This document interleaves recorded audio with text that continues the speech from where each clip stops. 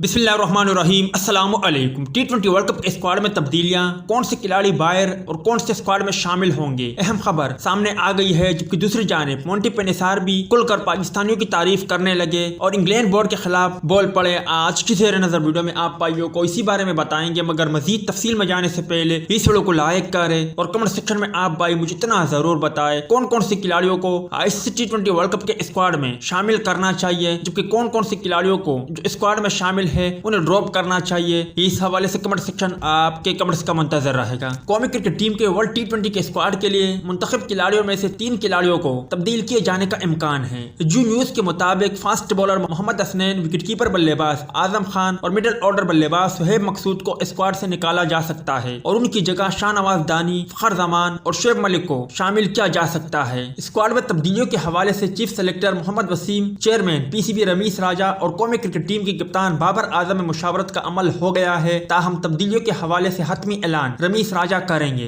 दूसरी जानिब खुफिया जराए से यह भी मालूम हुआ है कि सरफराज अहमद की भी शमूलियत हो सकती है, क्योंकि एक अजाफी विकेट कीपर के तौर पर भी टीम के साथ शामिल किया जाएगा। दूसरी जानिब साबिक इंग्लिश क्रिकेटर ने कहा कि दौरा मनसूख करने से पहले ECB को सोचना चाहिए था कि पाकिस्तान ने हमारे लिए क्या किया। दौरे पाकिस्तान इंग्लिश टीम के पास वर्ल्ड कप की तैयारियों का बेहतरीन मौका था, जबकि दौरे की मनसूखी से अब इंग्लैंड के खिलाड़ियों को IPL के नॉक आउट राउंड खेलने का मौका भी मिल जाएगा। मोंटी पेनिसार का कहना था कि जिंदगी चलती रहती है, अहम यह है कि आप दूसरों के लिए क्या करते हैं। उम्मीद है इंग्लिश टीम अगले साल पाकिस्तान का दौरा प्लान के मुताबिक करेगी।